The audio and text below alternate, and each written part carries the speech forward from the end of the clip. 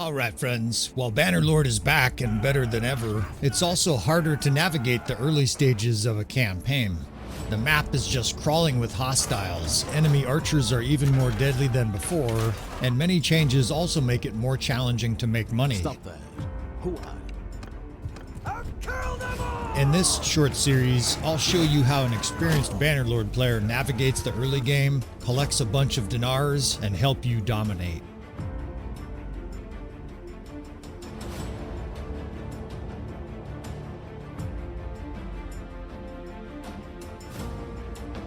I'm just going to keep narrating. We'll just keep playing. I think I'll tie these together. These are very popular. A lot of guys want to know how to make money and how to deal with this sort of early mid stage of Bannerlord where they're a mercenary and they have a smallish force. How do you navigate the dangerous world of Calradia? So we'll just make 3 episodes, I think. It's very popular.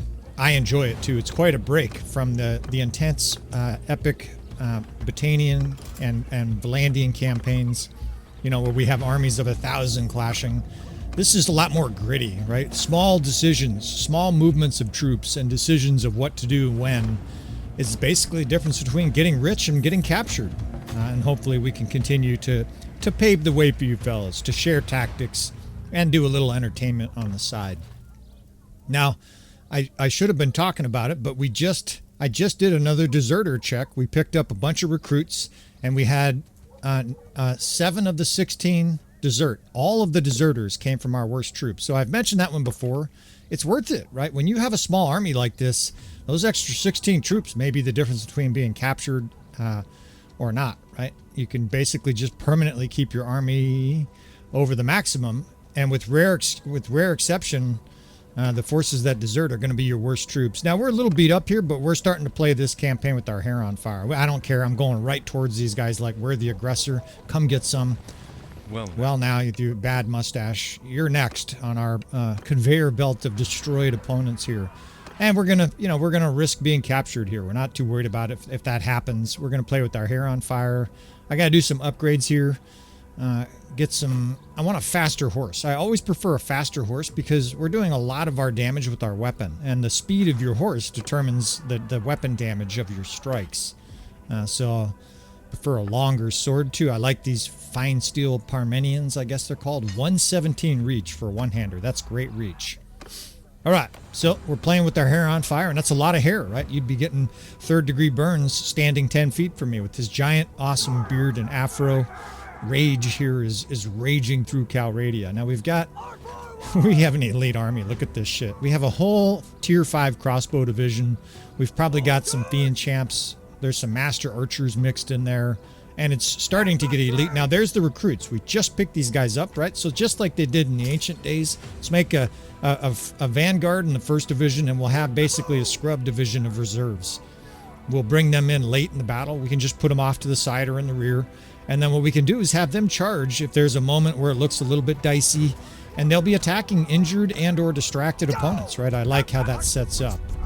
And that's one of the best parts of Bannerlord is you get to be creative with how you use your units. Some of them become just they become foundations of what I consider good tactics, and separating your archers and crossbow is one of those, right? Now we're going to be able to pinch the enemy here. This is a famous land bridge. Infamous for the enemy. We're going to be able to pinch them down there, pound them with ambo, and if they get up this hill, we'll just simply kite and surround and destroy. But the reason, of course, and I'll emphasize again, you separate your sergeant crossbow, your tier 5 crossbow, and your tier 4 and 5 Valandian crossbow, sharpshooters and hardened crossbow, is so that if you need to use those units in different ways, you can. Regular tier 4 Imperial crossbow do not have a shield for some reason. I guess they don't go to the gym or something. They skip arm day. But the tier 5 Imperial and the tier 4 and 5 Valandians have really good shields, and that makes them outstanding versatile units. And we're just sort of spreading our archers out up here, and we're just going to start charging with cavalry and sort of push the enemy back here. We're not going to use javelins right away, right? We're going to move the 4th division up. I'm having them charge. That way they immediately get line of sight and start shooting, right? This 4th division, that same crossbow division. Oops, I botched it. I didn't have those guys. They've got to be on fire Sometimes I hold fire with them, right, because they have a limited amount of bolts, and this time I got a little sloppy here. All right, so the cavalry we're going to use to sort of menace the enemy, see how it sort of stopped them for a second in their tracks. The 1st Division is here firing javelins. And the enemy archers are across, well, they're halfway across the bridge, right? They're not really going to do a lot of damage at that stage, especially because we're going to move back, right? In fact, they're retreating to the other side of the bridge. Bad for them, right? The death spam fizzes green, and we open up our crane formation here. I like that little 8th Corps reserve unit over there. All right, let's get these guys up the hill. Hustle up, boys. Now, the enemy's coming uphill. They're being shot, and we're going to be able to use this cavalry and just sort of menace the enemy. What we'll do with cavalry, especially in the mid to early game, is just have them follow you, and I like to just sort of drive them through the enemy ranks. I don't actually really want them attacking. I just want them moving around, and this is a tip that very astute tacticians have come by our channel and suggest. We do this sometimes, but it's a great tip to pass on, right? You don't actually want these cavalry charging because then they try to kill and they get killed. I just want them following me, and you see them following me and causing chaos. And they're not standing still. That's the key, right? They're occasionally they're getting speared or shot, but they're not standing there trying to hack down a guy surrounded by his 12 buddies, right? So we're just going to swirl these guys around. It's knocking the enemy all over the place. We've got divisions kited. The enemy archers can't hit us at all, and the enemy's in a brutal fishbowl here. They look like proverbial anchovies being shot. We can also charge here, right? Because not only are they up against our crossbow, but our 1st Division is boring in on their side. They're being shot on their left flank, which is where we have our archers. So it's good to charge here because then it turns their back to all these archers, right? These guys, holy shit, I just took a lot of damage again. We got to get some good armor, right? We without the RTS mod, it's essential that your character stays up. And they're charging right into our divisions while they're shot in the back. It's just, and the death spam fizzes. All right, let's see. So ordinarily, I would just pull behind us here over the hill, but without the RTS mod, it would take a while for the enemy to come over and attack us. I'm going to show you what not to do here. And I know that sounds funny. Let's just pretend like we were the aggressor and the enemy had the bank, and we were forced to go across. Basically, what I would do to deal with it, right? It's not an easy situation. There's entrenched archers across the same land bridge that we just shellacked the enemy on.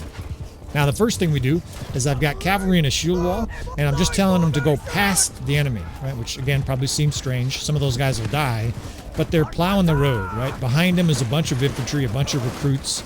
Our archers are working. That's one of the keys, right? Our archers are not getting shot. And we just want to get over here and just sort of menace these archers, right? Knock them around a little bit. They're doing major damage to me. But this is your vanguard here. It's stir the enemy up so that they don't shoot as much. We see the guys running around left and right. Every archer that's not standing still is a game, right? That's almost like they're dead because they're not doing damage. And we're just going to... I think I got killed and my shield flew across the whole river. I wasn't looking down, I guess. Well, anyways, our character's vulnerable. Now we're forced to auto-resolve. And it's close.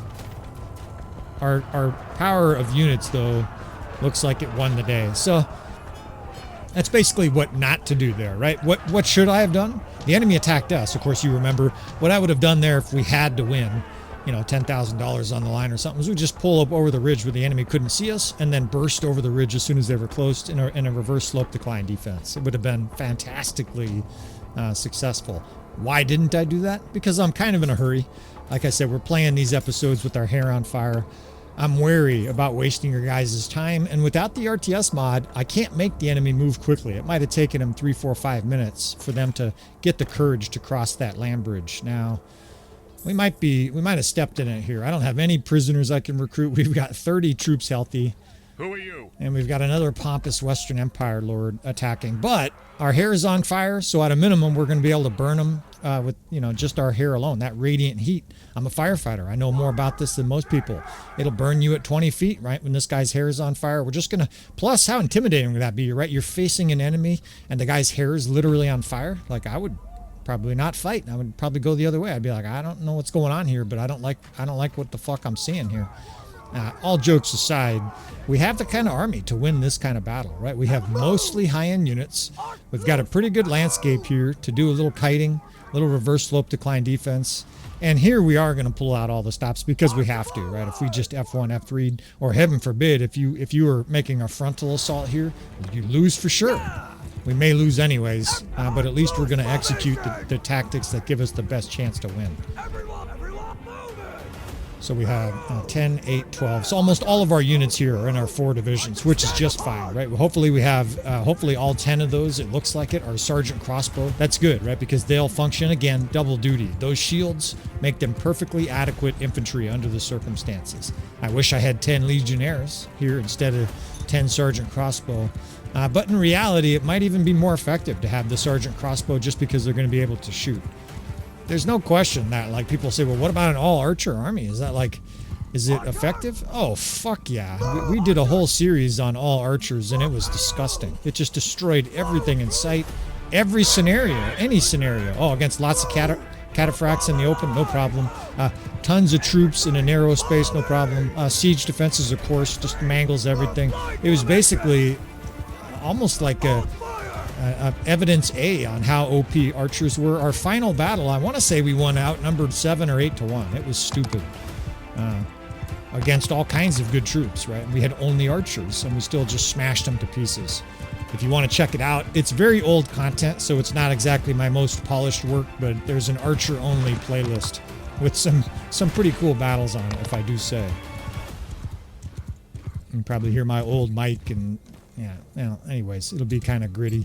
A lot of guys ask me, hey, can you upgrade your mic? Can you upgrade your mic? I got a problem with that. I basically need like an experienced YouTuber to say, let me come over to your house or whatever. You know, basically, let me just give you exact directions. Almost like a tactical guide on headphones, because I have 5 headphones now. I've spent over $1,000 trying different ones. I've got all kinds of different things that I've tried, and people are still like, can you fix your mic? And part of me is like, well, maybe that's just my old man raspy voice. I don't know. It might also be like my sound card.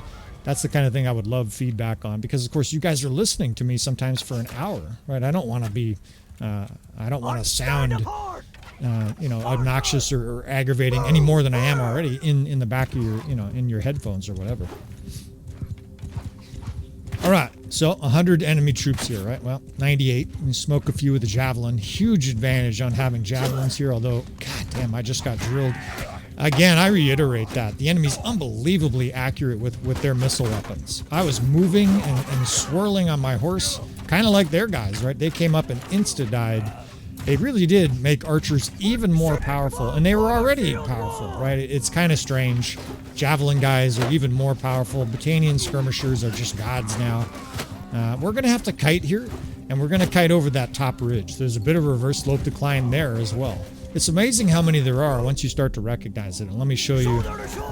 Yeah, it is. It's going to work. Let me show you how this works. They got archers and infantry moving up. Right now, our troops are generally faster than us because we have high-end troops. So that means they're going to be able to move quickly to get up here.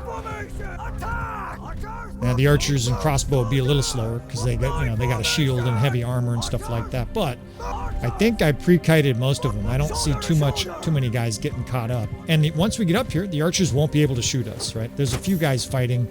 But don't forget, the enemy's got mediocre troops, maybe even recruits, mixed with legionnaire chasing our chasing fiend champs. How do you think that's gonna? I'm not sure they want to catch them, right?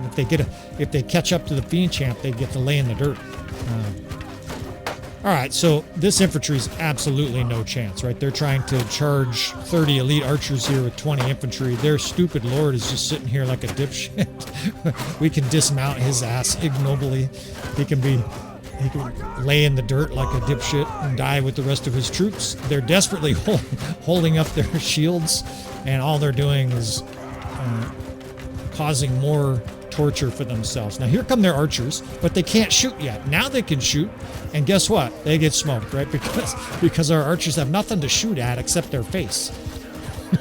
So they're trying to spread out under fire. We could also charge with our crossbow at this stage, and what that'll do is it'll function as infantry, right? But we might as well just have them expel their arrows. It doesn't really matter at this stage. The battle's already over. You can see the power bar. So again, outnumbered 3 to 1 here, and the enemy doesn't even have a chance, right? They just killed my companion. We'll make sure to draw and quarter at least one of their troops for that. Sons of bitches. Kill my surgeon, no less. They are really weak, by the way. That's a change I want to mention. It's a small change, and I think it gets skipped over, glossed over, maybe not even mentioned in the patch notes. But your specialists, right, like a surgeon, are unbelievably weak now at combat. He is like 2 strength and no focus points in any combat at all. No archery, no athleticism, no riding, nothing. They're more specialized to be governors, or in this case, party clan leaders of like medicine and stuff like that. We just continue to upgrade the gear here. I'm not even going to talk about it. So it's good for you from a specialist standpoint, right? Because all of a sudden your surgeons they're going to be quickly good surgeons, right? You may not get them to 8 or 9 intelligence for a while, right? They're still going to have to fight and do stuff, but just by healing, they're going to do a lot of work. Obviously, in this campaign, we're not even going to make, we're not going to have parties of guys healing, but he's our group medicine dude, right? So he's getting experience just because he's basically working on wounds every single battle, right? That is sort of a tricky perk, and the system is a little bit tricky. One of the age-old questions is, does the Minister of Health 250 or what is it, 275, or I think it's 275 perk, does that apply to your army if you have a medicine dude, that has 300 medicine skill? Say this surgeon guy had 305 medicine skill. Can I assign him as the surgeon, and then all our troops get all the extra hit points, right? They get 1 hit point above 250. For every skill above 250. So if he had, 306, all of our troops theoretically would get 56 points. The answer is no. You cannot use a party guy in your main army for the extra hit points. Now, if he's leading his own army, yes, right? If he's a player clan, for example, and has 200 troops, then they get the perks. But he must be the party leader and not just some medicine dude that's part of the main army. So that's basically some of the medicine skills that they get for perks apply right now, right? When he's the surgeon for our army, and some of them don't, right? And you can essentially learn that by diving into the perks a little bit more. You can look at the settings. Some of them, I see you trying to shoot me, you little fucking militia fuckers, and run you over with my horse. You can go look at the perks, and it'll say, I think there's 3 categories. There's party leader, there is group leader or something like that. There's governor. Basically, certain skills, they must be the party leader. Of course, they're not the party leader, right? Rages, so they don't get that perk. Now, what's happening here? If you're wondering why I fought that, I want the extra hit points, right? Again, we mentioned that in probably the first episode. It's a good way to sort of farm some extra hit points. You get 30% of whatever health you had. I don't know if it's supposed to work like that, but you go into the battle and you effectively heal because of that perk.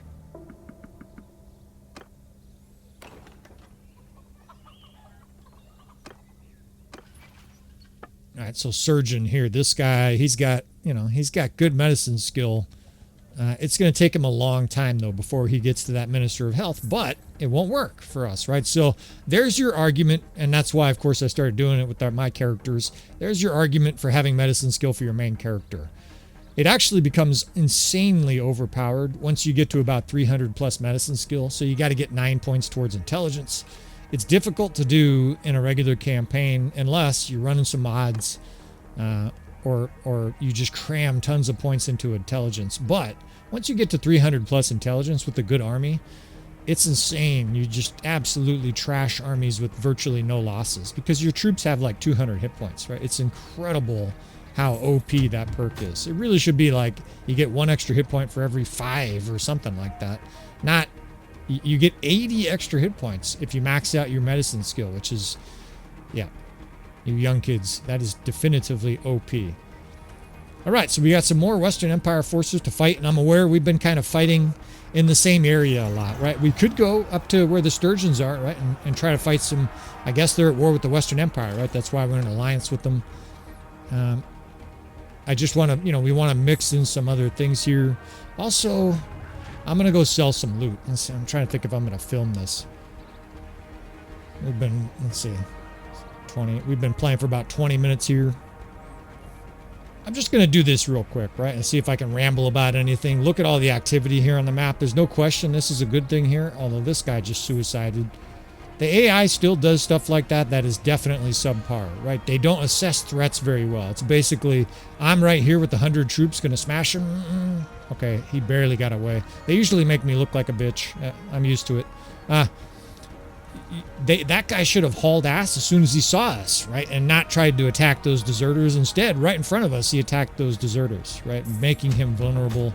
The AI doesn't really assess threats very well, and son of a bitch. Well, that's no fun. And it's worse with big armies, right? They will attack like looters right in front of you with 900 while you close with 1,500. Now, I'm just going to take all companions here, right? We'll throw some equipment on this guy real quick. I guess I can talk about companions a little bit, right? That's the kind of thing you can do in boring moments like this. I'm going to make a little bit of coin here. Partly demonstration of how much money we're making. And we may just... Actually, you know what? Let's do some slings. You guys want to do some slings, right? Let's fire up some slings here. We can put slings on a couple 3 characters. They're going to be free. We have so much gear. We can just buy everything in the whole town. We'll buy a bunch of good things here. You know, a bunch of nice equipment for this guy. We'll give him some slings, right? This guy, he's got his desert robes on. It's probably 150 degrees in there. Hasn't had a shower this week. I'm sure it's pleasant. I just can't imagine why they had, a mortality rate for children of 45%. And they change clothes once a month. We don't know how lucky we got it.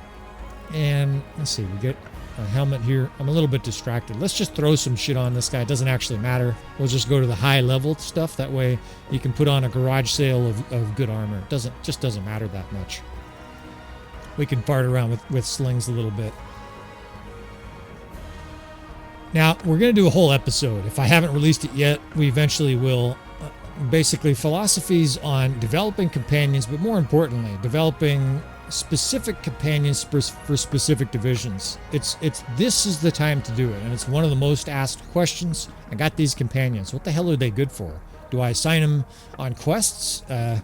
Do I put them in towns as governor? Do I, should they lead their own party? Should they be leading divisions in my army group? And if so, how do you decide who? I have a pretty strong opinion on it. You guys have noticed by now I'm strongly opinionated. We're gonna talk about that a little bit right now, but we'll also have an episode that goes into it in detail. And to me, it's common sense. But let's just say it out loud, right? Because some guys maybe haven't thought of it yet, and of course I've played so much that don't really care about these things that are common sense to me, right? If you've never played before, you don't know all the variables, how can you have common sense, right? The most important thing to make a decision is information. That's part of the reason that Western civilization is falling apart. Half the nation believes one thing and then the other half believes the other thing. What could go wrong, right? And this is thanks social media companies, and I'm aware that my employer is contributing. YouTube is part of the misinformation parade. They make money from it. Anyways, let's get back to companions. So you got these companions. Typically you have... recording has started. Sorry, fellas. I got cut off somehow. I'm not at work, so it wasn't a fire call. Somehow my recording device just decided to stop. So hopefully that's not too jarring. We'll do a little editing so that you guys, you'll notice, but hopefully it's not a tragedy. Trying to think of where I was. I was talking about companions. We'll just try to keep rattling it off here as I sell loot. It's the perfect time to do so because we're going to spend 5 minutes here and sell loot. I'm also thinking we'll just join another kingdom, right? I didn't really talk about it because my mind was somewhere else. Squirrel. We're going to pick up some more companions here. But the Western Empire and the Aserai are suddenly at peace, which is one of the most annoying things as a mercenary. Think about it. You get paid if you when you kill people. And if everybody goes to peace, it's like being laid off, right? So we don't like being laid off. We don't like our employer deciding suddenly they're a pacifist, right? As Walter Sobchak would say, pacifist, man. Damn people get us into all kinds of trouble. Now, your companions, right? You're going to have somewhere between 6 and I think the maximum is 10, maybe 11 companions in a typical campaign. You'll have a wife or a husband. And if you play a very long campaign, you'll have children. Don't count on your children coming of age, right? Unless you're going to stall intentionally or something like that. So what to do with them, right? What I would say, and I'm just sort of shooting from the hip here, it all depends on how many groups you have, right, in your army. If you're using 5 or 6, or maybe you're not comfortable using more than the 4 standard groups, maybe you're using 3, maybe you're playing Valandia, so you only have archers, infantry, and cavalry, then I would make sure that you had specialists for all 3 of those divisions. And you're probably going to be one of the specialists, right? You're going to be, say you're on a horse, and maybe you're a lance cavalryman with an axe or something. You're probably going to be leading your cavalry division because you're going to be the best companion. The most perks obviously come typically from your higher level companions, right? Or in your case, your character is almost always going to be higher level than your companions. So you typically want to lead one division, often the cavalry. I almost always have 2 archer divisions. So in my case, I have 2 different archer captains, and I mentioned it before. We're going to have a crossbow captain and an archer captain, and they're going to be specialized towards that skill, because the crossbow perks and the archer perks do, no pun intended, they do cross just a tiny bit, right? In other words, some of the crossbow perks benefit archers, period. And some of the archer perks benefit archers, period, right? Benefit crossbow and archers. We're probably out of room here. How come I can't click it? Click. Okay, we're out of space here. We'll pledge ourselves shortly to the Western Empire. If you're wondering what I'm doing, again, we're piling up some loot. Part of the reason you do this too is if you have just a huge amount of loot like we've acquired over the last couple hours, you really want to sell it kind of as often as you can, because as soon as you captured, you lose it all, right? They just take every single stitch of it. So say you have 500,000 gold in loot and you get captured without selling it, you lose 500,000. But if you sell it, they typically ask for about 10 or 15, maybe 20% of your net worth for a ransom. So instead of losing 500,000, you lose 100,000, right? You net 400,000. Bottom line, don't let the loot pile up. It's kind of like how cashiers at little mini marts make sure they never have 150,000 in cash. They got a safe, gets emptied like twice a day or whatever. That way they don't get robbed and lose, 3 years worth of earnings. Now we're gonna come no closer.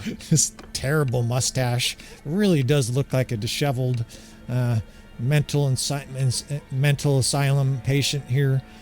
260. I'm pretty sure that's a lot more money that the Aserai were paying us. And even though I feel a little bit treasonous joining the Western Empire, we're here for entertainment, right? So we're joining the Western Empire. So continuing on, you're going to have your captains, you're leveling them up. You've got an infantry captain, crossbow captain, archer captain, and I strictly specialize. In other words, I don't spend any of their points on anything other than endurance, their primary weapon skill, and then their ranged weapons. Everything else is secondary, right? Even if they're a scout, I typically don't give a lot of points to their scouting because I want them giving us all the perks in combat. Typically, a scout will do just fine without, shoving a whole bunch of perk points. Your typical scout from the tavern already has like 100 scouting ability. It's much better than yours. And so I'll pour it into endurance, their ranged weapon of choice. And only later will I start doing things like two-handed or maybe polearm, maybe some medicine skills so they gain some of the low-level perks. And we're just going from city to city saying, give us all your money. It's been pretty awesome. Ranged units are my preference. In fact, recently I've started to develop most of my infantrymen at range to start, right? I'll take a guy who's a tank. It has a name like the Bull or whatever. We're going to head up and help the Western Empire here. And what I will do is I will give him a little bit of bow skill at the beginning. We don't give a shit. We're going to run right between these guys, right? We've got a battle looming here. These guys are probably heading north to defend. We're going to help. Unless it looks ugly, or they take the castle first, I guess, or something like that. Let's see if they both head up there. So even infantrymen, right? I like to give them some javelins for sure, some throwing weapons, because that benefits them even if that's their primary job. But I like to give them a couple 3 points in ranged weapons, because then they can help at siege too. So I'll have a guy who's got, eventually he's going to have 200 plus one-handed. He'll have 150 bow skill at some point.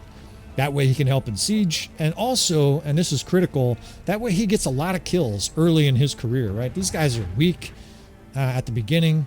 They don't have a lot of skills here. I'm going to race to town, get a bunch of troops here because we've got maybe Battle Royale here. And they got, how much they got? It looks like 1,000 plus. The companion chat is going to have to stop here. I'm getting excited. I'm going to get some caffeine here and sell some loot.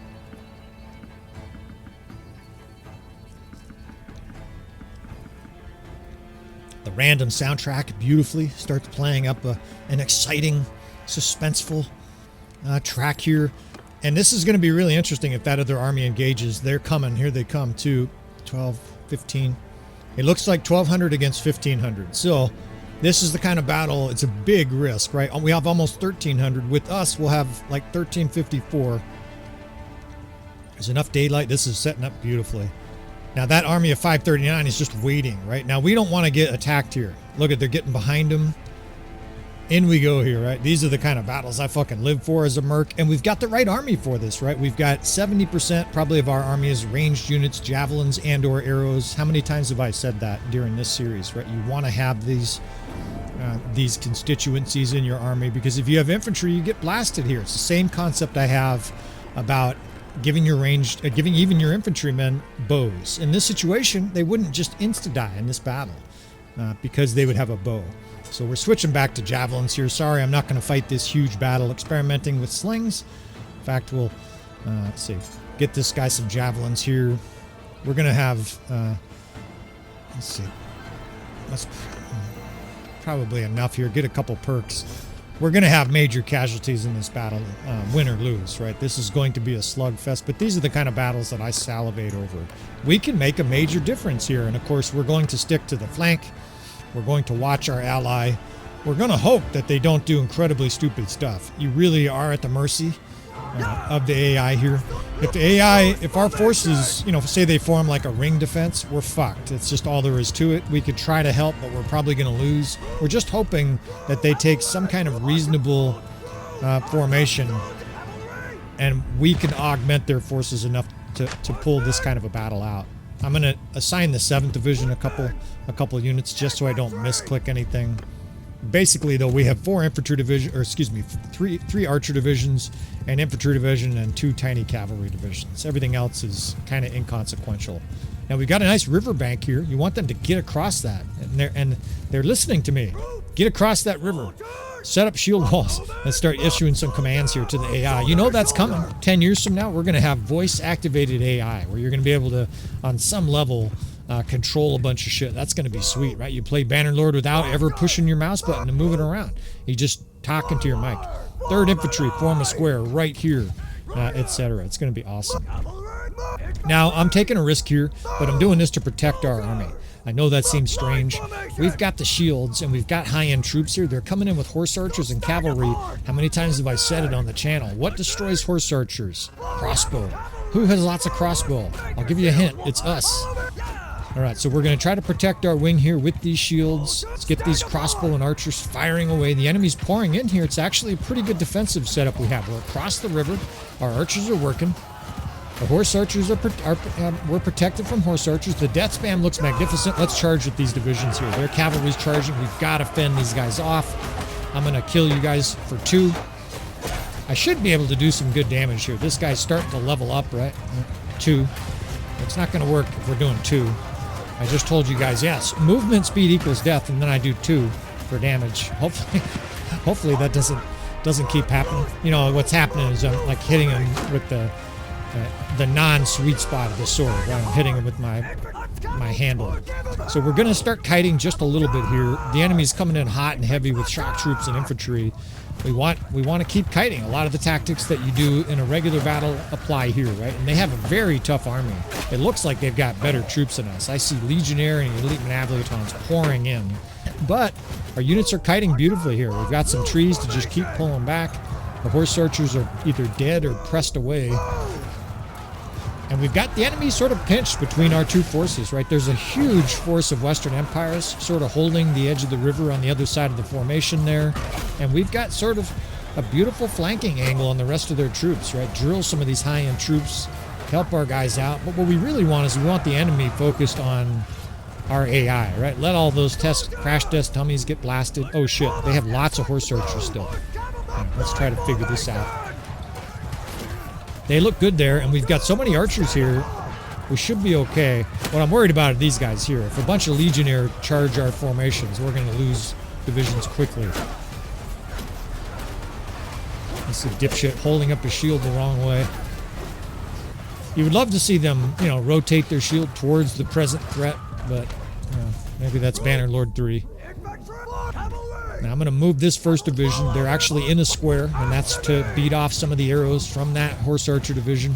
The enemy's trying to regroup here. Well, let's make them pay a toll here. And we're starting to do good damage, right? 50 to an infantryman. That's good damage with the sword. This guy's starting to level up. That guy almost smoked me. He swung his Avalon and hit my horse instead. Still 49 horse archers. We've got to deal with these horse archers. Let's get some cavalry in here. They've got heavy cavalry charging with them. You son of a bitch. I wonder if these are more. It feels like we already repelled a lot of them.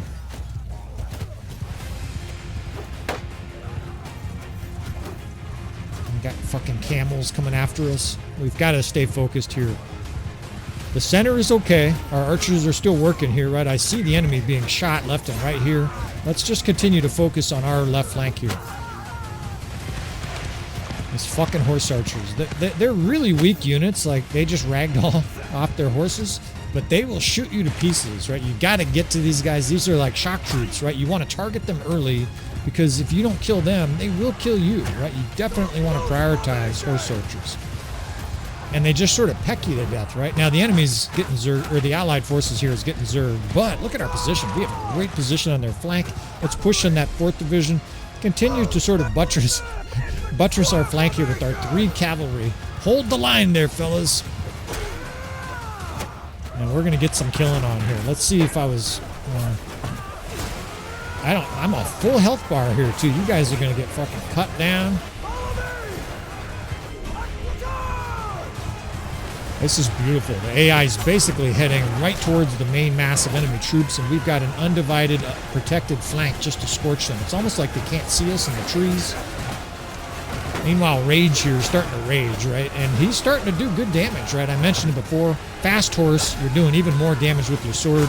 Your trample damage is a little bit less, right? It's like 15% less. So instead of 20 damage in the charge, he's doing 14. But the sword is where he's cutting guys down, right? Every other guy that you hit with the sword dies. Are these reinforcements? Can't tell. I think this is all the troops we get. I can't tell. We may get reinforcements, so I'm going to keep watching to our left here. Look at our cavalry's absorbing 500 arrows. It's beautiful. It's so effective. You just put those guys in a shield wall, and the archers are just inexorably drawn to them. The enemy archers will shoot your cavalrymen until they're dead. Now another wave here. Archers are moving up. I still have great health, right? At this stage of a battle, to have a full health bar with this kind of raggedy equipment is pretty amazing. I got some cavalry charges pushing through here. And that's a good example of the reach of that sword. I was behind that guy. I was able to cut him down still. 117 on the fine steel Parmenion. It's a good one-handed sword. It's one of the longest one-handed swords in the game. I mean, you can just cut people left and right. All right, some of these troops are heading towards our archers. We don't have very many left, right? We've definitely been dwindled. That was a lot of shit that was attacking our flank there. We had all kinds of horse archers scorching us. It's kind of down to me and a handful of units here, right? We've got some crossbow that are still alive. We just got reinforcements. Okay, but there's none of our units in there. So we're down to the rags here. But we've also got Rage on his horse, right? Let's try to get 10 more kills here before we get dropped. Oh shit. Just like that, I lost half my health. Wow, okay, 9 more kills. Right? If we can just bob and weave here. Our crossbow's up here charging. They're somewhere in this mass. I'm not even gonna look. But at least they're charging, right? They're doing everything I can. Our group has done everything it can, right? Our guys are laying in the grass. Need 6 more kills. I feel like Gimli. 22, Master Legolas. 22. Come on, baby. This is a fucking great battle. The power bar looks good, but they can get reinforcements and those colors can switch. They're starting to rout or reform. I wonder if they're just reforming. It's going great, though. Look at that fucking death spam. Man. And I bet our army has 250, 300 kills here, right? We're going to rack up the influence. We're getting paid, too, right? What was it, 260 per influence? Oh, shit. Here comes tons of enemy troops. I love giving my 3 guys the order to charge.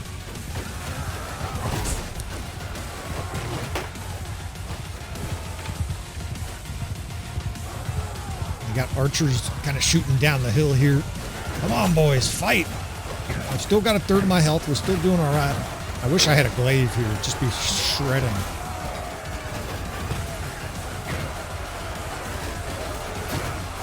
This guy has no glaive skills, right? It wouldn't really help us, but on horseback, it almost doesn't matter. You can have 80 polearm and you still wreck shop. It looks great. The death spam looks good. The enemy's oh shit, I was gonna say mostly infantry. Here's their archers, right? Let's help here. We've got to be at our 10 kills. I said 10 kills. Oh shit, we're dead. How did we survive that? Man, we got stood up, surrounded by archers, and they wounded us, but we still have a sliver of health, right? So let's use it. You want to attack the back of the archer ranks, right? That way you're not getting hit by accidental shots. But look at these guys too. They're just backs to us. Infantry turning their backs to us. Get through here quick. Go, go, go. Nah. Didn't take my own advice there, but I bet we got our 10 kills. And actually, I just looked at the power bar. This battle's fucking over. And you never know, but I bet we swung this battle. I bet this is a battle the Western Empire loses without us. We'll look at this. We got 321 kills, and I bet there was a lot of high-end kills there. We're probably going to get 50, maybe 80 or 100 influence for this, and no deaths, right? Juicy. 40 kills here for Rage. Rage has killed a lot, almost 100 influence, and beautiful. Now, we're going to have to rebuild the army a little bit. I want to keep playing this campaign. I'm trying to think of how long to make this. I also don't want repetitive battles. So that certainly wasn't repetitive. That's the kind of material I love sharing with you fellas. We've got our disheveled insane asylum leader here is very happy for our support.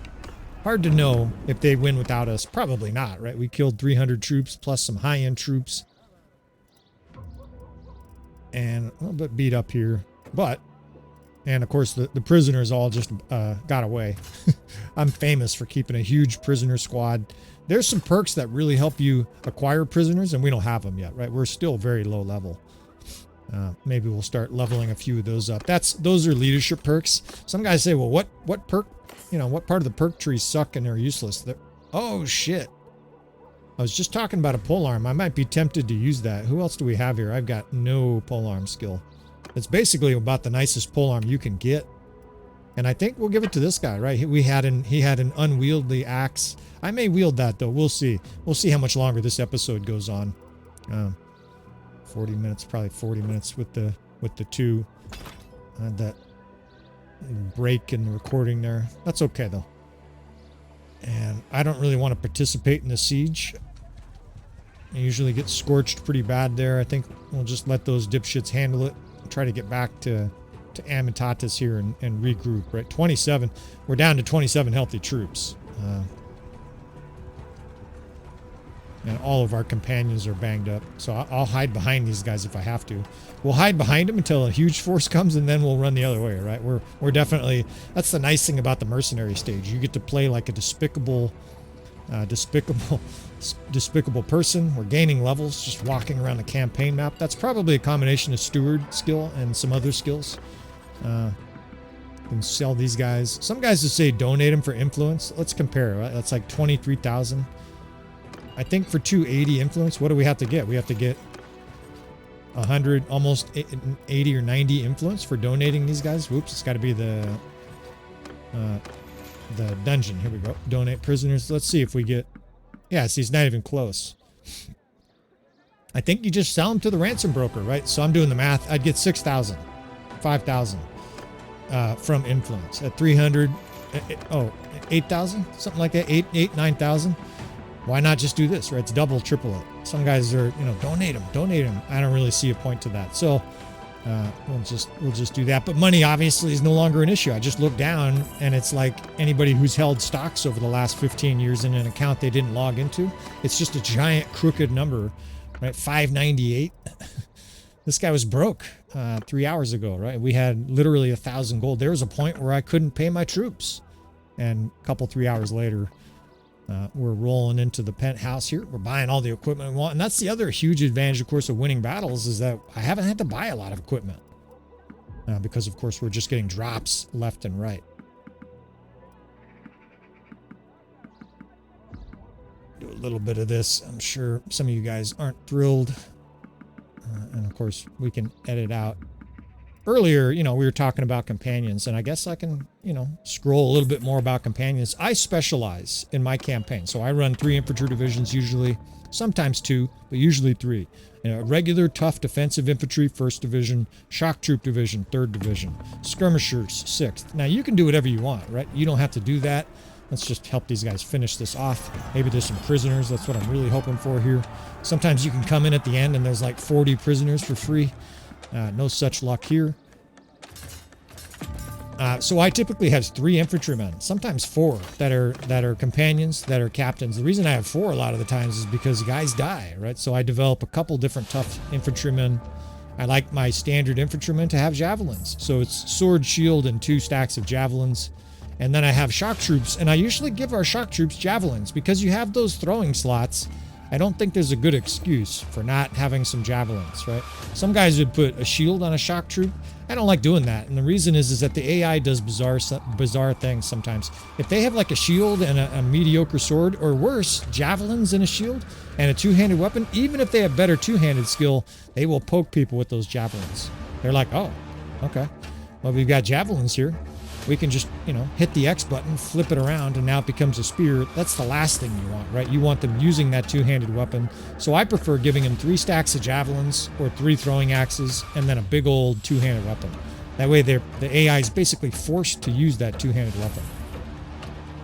Now, skirmisher should be obvious, too. And skirmisher perks usually are the same as the 1st infantryman. So sword, board, and two stacks of javelins. Now the difference between those 2 is I typically give a different banner to my 6th captain than I do to the 1st captain. 1st captain is going to get pounded on in a square. So typically I want decreased taken melee attack or ranged attack damage.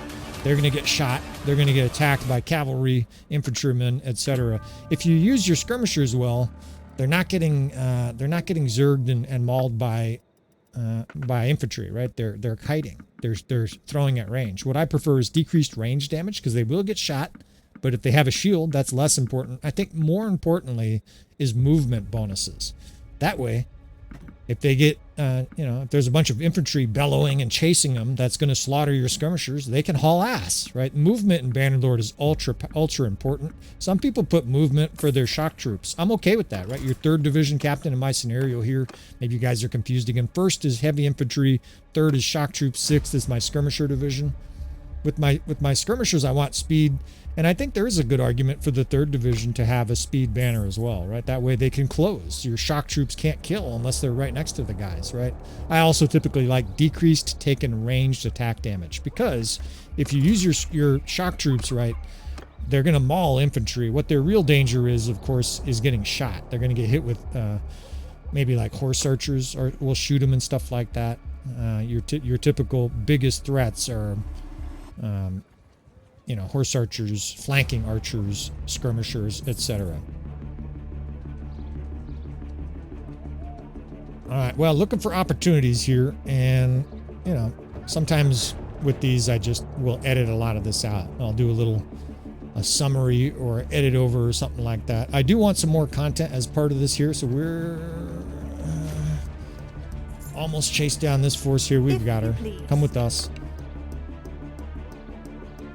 Let's just do this quickly here. This is going to be a shellacking. I mean, the power bar says it's close. We all know it's not going to be close. And I think this is a good battle. Yeah, this is a good battle to do some slings. So, I got to take video of myself some point playing. For some reason or other, every half hour or so, I slide down my chair. I must have like a bad chair or something like that. Let's kill some bitches with slings here, right? We'll have some fun in this episode. We've done plenty of tactics and serious shit. Now let's throw rocks from a sling into the face of our enemy here. I think I've been pretty clear with my opinion on slings. They're a little bit gimmicky. I don't actually think they have min-max application apart from the very early game. And basically, they're worse than bows and arrows and their throwing skill. And until you get good javelins, like I think you could argue, slings are okay. But once you get like a hooked javelin or, one of the tier 3, 4, or even a Jareed, there's no point in using slings anymore. And I kind of wish it wasn't like that, right? I kind of wish slings were a little bit more useful, right? You know, it would be cool if there was like scatter shot slings where you could throw and it hits 4 people, you know, and maybe each one does 12. That would be cool. I don't think there's anything like that in Bannerlord, and maybe that's just totally historically inaccurate. But it'd be cool if you could do like shotgun effect where it does 12 to, or maybe there's 6 of them and it hits 10 hits 6 targets and does 10 points of damage each. You have just a bunch of guys spraying in a bunch of pebbles at the enemy. It'd be cool. I don't anticipate that happening. I don't think Tailworlds listens to me too much after my little 1.3 snafu. I'm kind of moved away from it again, but people still ask. I basically, I was streaming 1.3 before I was supposed to. Look, I was point blank next to her and she didn't even look. The sling went right over her head. And it was an accident. I thought it was basically being given to a lot of us content producers a day early, basically to build hype for Tailworlds and for the release. And like a dipshit, I didn't read the instructions, and I got my pee-pee slapped a little bit. So I've kind of decided I'm not going to try to be at the tip of the spear for early releases, right? If you want the latest news, I can give you 2 or 3 guys that are going to produce it for you immediately. And what I'm basically saying is, if you want, if you're one of those guys that's like on Twitter and you want instant news about Bannerlord, first, I think, it's not that important, but if you're really interested, Mr. Chicken, Bannerlord, does stuff pretty promptly. Also, of course, guys like Jackie Fish, right? Resonant. There's a couple guys that they're a little bit more dedicated to and a little bit more experienced releasing content early. Obviously, I need a little bit of experience to know what I'm doing here still. It's sort of an embarrassing escapade for me, and I'm just gonna back up a little bit. I don't need to be at the tip of the spear, right? Our Bannerlord content is unique. It sells itself, right? There's plenty of other guys that can have the first mover advantage. We're killing horses with our slings here as we scorch some people. It's kind of fun, but practicality is pretty low.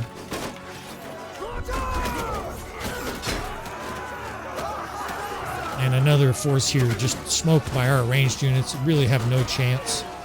Now, slings will knock units off of horses. I have seen that benefit. They will kill guys, but compared to javelins, I don't think there is a comparison, right?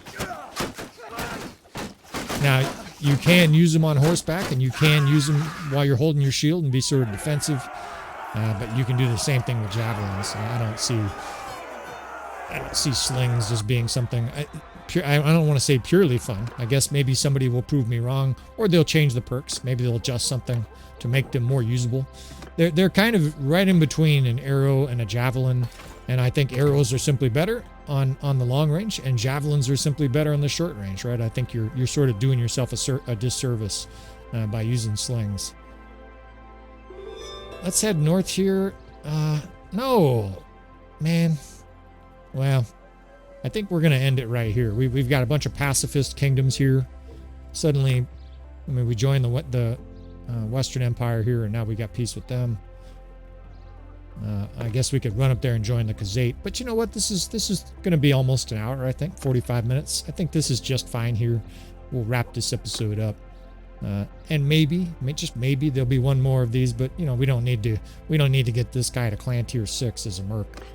Maybe we can do 1 or 2 more sieges or something like that. And you guys are a big part of it. If a video gets 6,000, 12,000, 20,000 views, probably make more, right? If it gets 1,600 or 400 or whatever, I probably won't. It's simply, it's democracy. You guys basically choose what kind of content I make. If you want more control of that, of course, I'd like to do this every once in a while. Head on over to Patreon, right? We're going to have polls. We've already had a few.